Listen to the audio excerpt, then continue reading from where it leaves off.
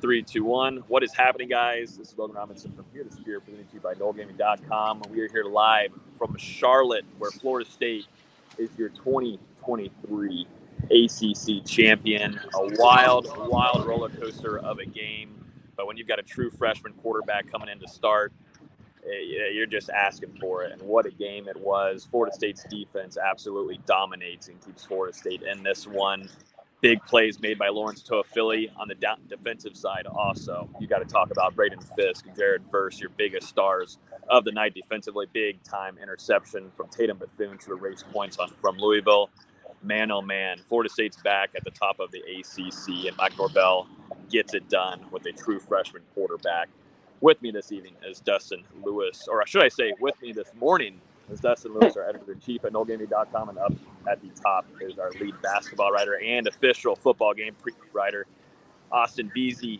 Gentlemen, Florida State gets it done in Charlotte. They're your 2023 ACC champions.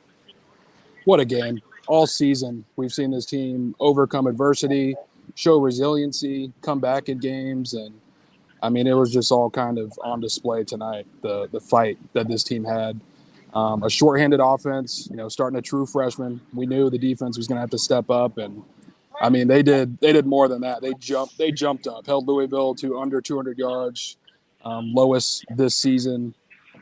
And Jared Verse, Braden Fisk, obviously, Akeem Dent, Tatum Bethune, that entire defense, Renardo Green. I mean, flying around, making big plays whenever they were needed. And Florida State gets out of Charlotte with a 16-6 victory, and I think less than 12 hours from now, boys, Florida State's going to be going to the college football playoff. You stopped too soon on the defense. They had the most pass breakups they'd had all season, the most sacks they'd had all season, the most tackles for loss they'd had all season, plus the lowest yards they'd allowed all season. They knew they had to dominate this game, and man, did they! They absolutely dominated this game from the start. Louisville had that first, second half possession where Jeff Brom was really dialing things up, getting the ball downfield, and it ended in just 3 points. This defense absolutely came to play. There's nothing you can do to convince me this defense alone doesn't deserve to be in the top four come tomorrow.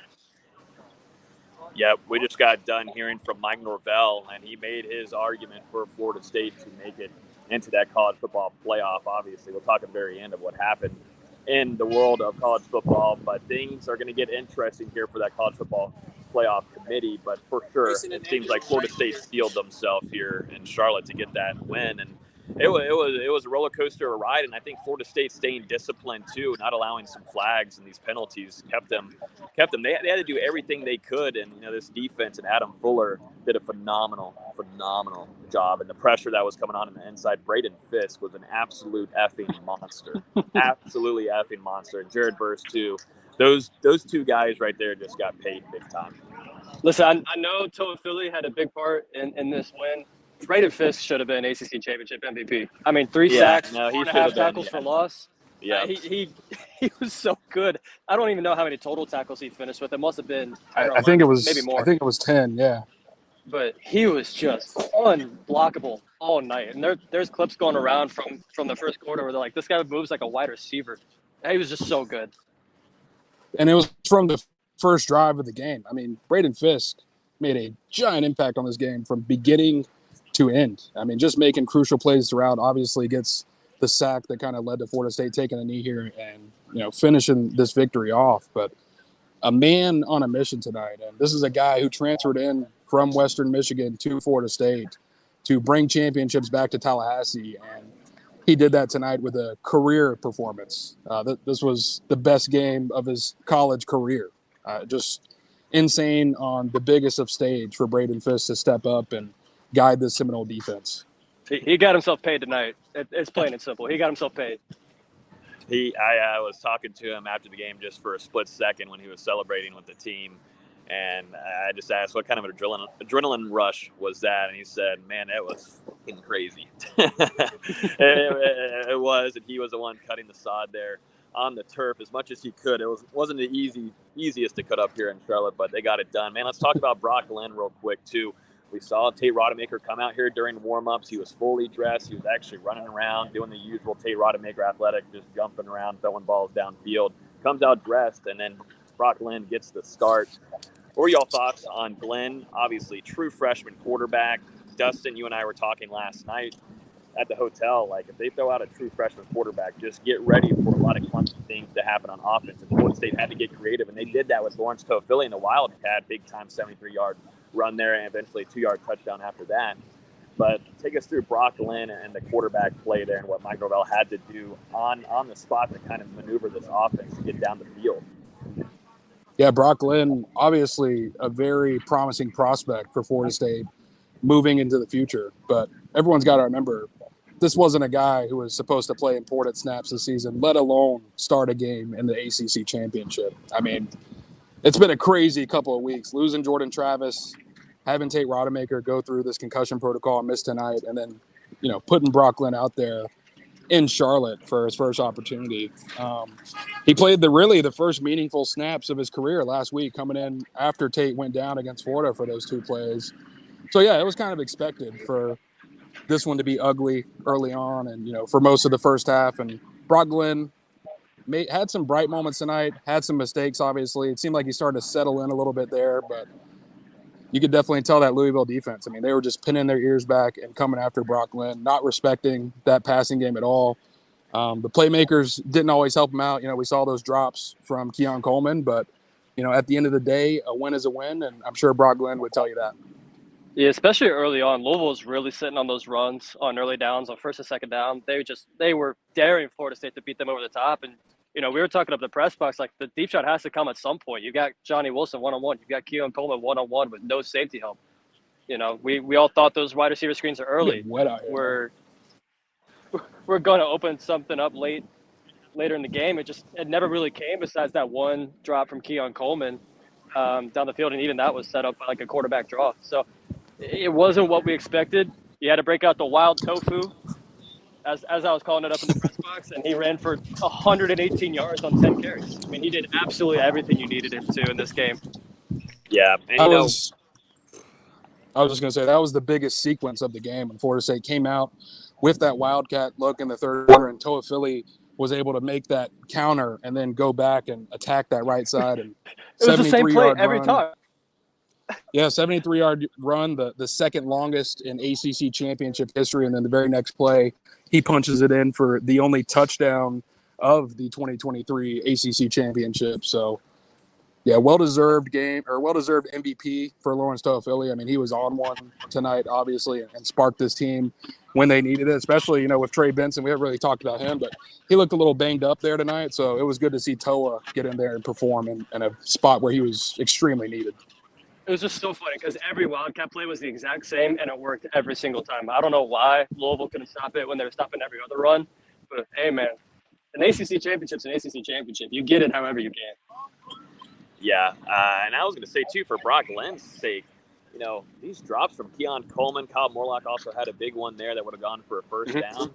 These guys weren't helping him out as much whenever at least, Glenn was in and good target with his receivers, which that's got to be fixed. And, moving forward, Florida State's next game, they will, be highly expected to have Tate Rodemaker back, which is got to feel good for a Florida State fan as he's obviously still dealing with that concussion protocol and didn't get fully cleared for tonight. But there were some times where Florida State needed those playmakers to make plays for Glenn when those opportunities were there, and they weren't. And, they really had to rely on that run game and Lawrence Toafili and the success there. So, outside of that, the defense was just everywhere, and they were making plays all throughout the game. But it just goes to show, too, Mike Norvell and, Dustin, we talked about it last night. This Mike Norvell, man, bringing in a true freshman quarterback. Obviously, offense didn't click as he wanted it to, but it just goes to show, Mike Norvell and what he's been able to build in the culture here. And this team responds to about anything, and that's just such a whole 180 from what we saw 4 years ago. This team would collapse on anything. In the first quarter, second quarter, this team would just give up. No matter what it is, fourth quarter, 5 minutes left, 4 minutes left, 3 minutes left, these guys come and respond, and they make plays to keep Florida State in the win column. They're just so damn gutsy. I mean, this is a game where Florida State's players, knowing that Brock Glenn was going into this game and knowing that the offense was going to take a step back, they could have came out flat. We talked about it, I think, on Wednesday, that Florida State needed to start fast in this game. Louisville, one of the best first quarter teams in the country. And Florida State's defense just comes out and jumps all over them, forcing however many 3-and-outs. And Austin, I think you've got the punt stats. 18 punts. 18 punts. This was how many were Louisville punts? I think it was 50-50. Eight, I want to say it was Yeah, I want to say it was 50-50. and especially early on. I mean, Florida State's defense set the tone. Louisville came into this game averaging 33 points a contest. I think they've had over 300 yards of total offense or more in every single game this year. This is a team that has consistently moved the ball. They've had one of the best rushing attacks in the ACC, something that Florida State has struggled to stop at certain points this season. Not tonight. Maybe 2 or 3 times that the Louisville running back was able to break out for a decent game. But other than that, I mean, Florida State's defense, from the front 7 to the secondary coming up and helping in the ground game, just 11 guys flying around to the football.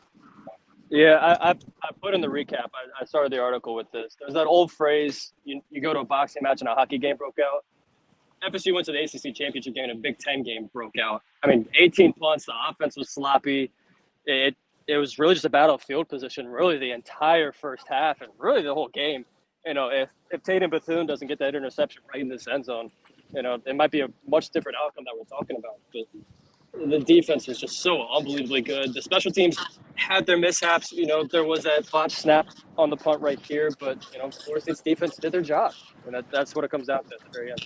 Yeah. It's time to give Adam Fuller his flowers, because there's been times It's where been time. He's been criticized during his tenure in Tallahassee at certain points. There's not much that you can say about this 2023 season. With the way that Florida State's played in the second half all year, with the 4-quarter performance tonight from his defense, a legendary performance from Adam Fuller. Jared Verse gets a bag, Braden Fisk gets a bag, and Adam Fuller gets a bag as well. Keep going. A lot of people gets a are bag. getting bags. Fabian Lovett gets a bag. Kalen DeLoach gets a bag. Akeem Dent gets a bag. Shaheem Brown gets a bag. Gets a bag. Yeah, people kind of forget about Akeem Dent. But and they all get a ring, too. And in the first half, he was stellar. He was phenomenal on the defense, too, making big-time tackles. Shaheem Brown, too. There were some tackles that needed to be made, or Louisville was going to take it for 6, and they were just relying, kind of like what you saw last week against Florida. Some of these little shoestring tackles, just one-on-one in space, getting it done. Got Tallahassee Democrat people coming over here. Safe travels, boys. Safe travels. But we're getting rained on crazy. We'll have a full-on reaction to this game. We'll have a lot of time to look back at this game. Let's jump into now college football playoff talk, because I think that's what everybody wants to get our thoughts on anyways. We saw Georgia get upset by Alabama in the SEC I called championship. it. You did? Yep. This shakes up some things here. Like I said, Mike Norvell feels very, very good that Florida State will make it into this college football playoff. But what are y'all's thoughts on this with the shakeup there and the top 4?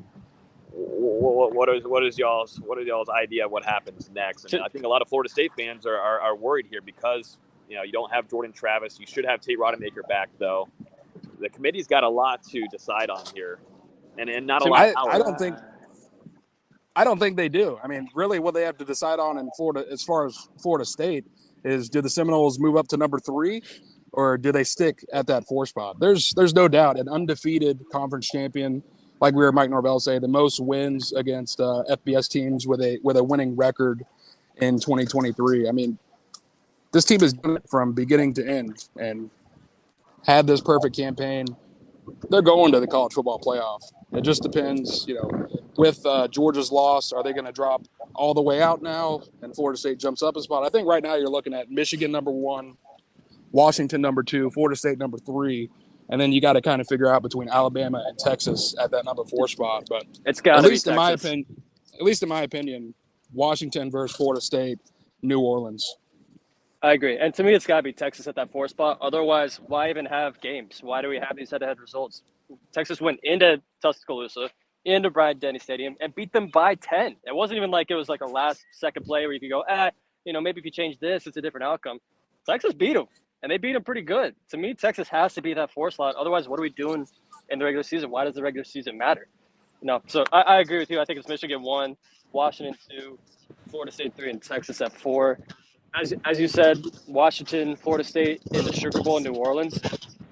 I think that's just an assumption that we're taking because we think Michigan will take that Rose Bowl slot.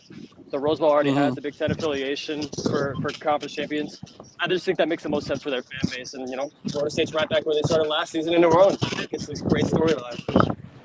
Yep, I agree with you guys. Florida State should make it into this playoff. If it does not happen, some freak shit happens, Tallahassee will riot. They will riot, and I don't think you want to piss off FSU Twitter even more than how they've been riled up in the last couple of weeks since they've lost Jordan Travis. So they've heard all the chatter. This team has definitely heard the chatter. This defense and Jared Burse and Braden Fisk have certainly heard the chatter. So they showed up, they played well, and they got the win. And now in less than 12 hours, we will be hearing from the College Football Playoff Committee on what their decision will be for that top 4. But Florida State, Mike Norvell, they get it done in Charlotte. It's pouring down rain and it's cold here. We've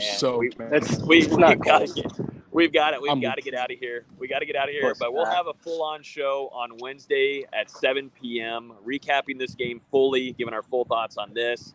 And then we're going to talk college football playoff as well. We might actually have a show earlier than Wednesday to talk college football playoff. So just make sure you're subscribed on our YouTube. Hit the like button on Facebook. Share with all your friends. Also, we're on iTunes, Spotify. Make sure you subscribe there so you get notified every time we release a new episode if you're listening on audio versions. But yeah, Florida State, Mike Norvell, ACC champions on top of the conference once again in 2023. Florida State beats Louisville 16-6. We'll talk to you guys sometime early next week. Safe travels back home, Seminoles. Peace. Appreciate y'all.